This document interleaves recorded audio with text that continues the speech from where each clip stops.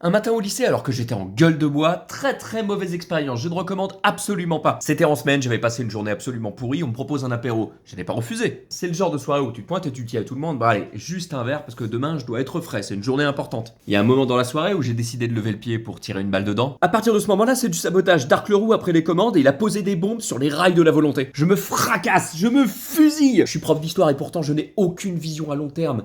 Tout se passe sur le moment. S'il y avait un magasin des idées de merde, je serais chef de rayon. Évidemment, j'ai pas entendu mon réveil, il y a eu une panne de téléphone, juste chez moi, c'est bizarre, hein. Je vous passe les détails de mon arrivée peu glorieuse. C'est même pas en bataille ou en épi que je me suis garé, je sais même pas si cette figure en voiture a un nom dans le milieu du rallye. Et que personne n'a été solidaire dans mon défonçage de crâne parce que tout le monde est arrivé à l'heure. Incroyable. J'ai pas eu le temps de me changer, de me doucher, de me brosser les dents, j'ai fait une foule médiévale. Clairement, mon habit de lumière, je l'ai laissé au vestiaire pour revêtir celui de déchetterie humaine. Bref, c'est pas le sujet, je suis dans ma classe et c'est un miracle que je tienne debout. Je mets mes lunettes de soleil pour leur envoyer le message qu'aujourd'hui papa est un petit peu fatigué, donc si vous avez quelque chose à demander, allez voir maman. Prenez vos bouquins et répondez aux questions de la page 14 à la page 73. Je suis posé, les élèves sont en activité et je fixe un point à l'autre bout de la pièce en espérant que ça tangue pas trop. À ce moment-là, faut surtout pas venir me parler parce que je sais pas ce qui peut sortir, une insulte ou de la gerbe, qui peut le dire? Faire court avec la gueule de bois. Oh, qu'est-ce que c'est long, c'est comme une conversation avec quelqu'un qui est passionné de cheval. À un moment donné, il y a 3 élèves qui viennent vers moi. Enfin, 1 ou 3, je sais pas trop. Et ils me disent, je crois qu'il y a un problème avec Sarah.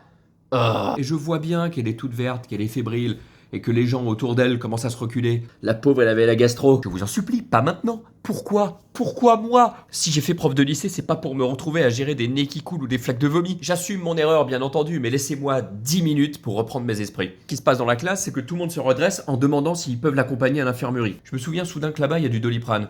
Donc je leur dis, laissez tomber, je vais faire. Enfin, je leur dis ça comme ça pour pas qu'ils sentent mon haleine de pédiluve. Et le chemin entre la classe et l'infirmerie, ça a été les 10 plus longues minutes de ma vie. On a eu le temps de jouer à des petits jeux, comme par exemple qui va vomir le premier. À peine on ouvre la porte de l'infirmerie, ses parents sont déjà arrivés. Tant mieux, ils habitent juste à côté. Elle est repartie, mais je pense qu'elle a quand même repeint l'intérieur de la Toyota. Surtout, ça voulait dire que l'infirmerie était libre, avec de l'eau, un lit moelleux et du Doliprane. Et c'est au bout d'une demi-heure que je suis retourné en classe quasiment reposé. J'ai pas vraiment vérifié si les élèves avaient avancé sur leur travail. Et en même temps, on s'est mis d'accord sur le fait que ce serait pas une journée très productive. Sur ce, je vous laisse, je vais reprendre un petit Doliprane.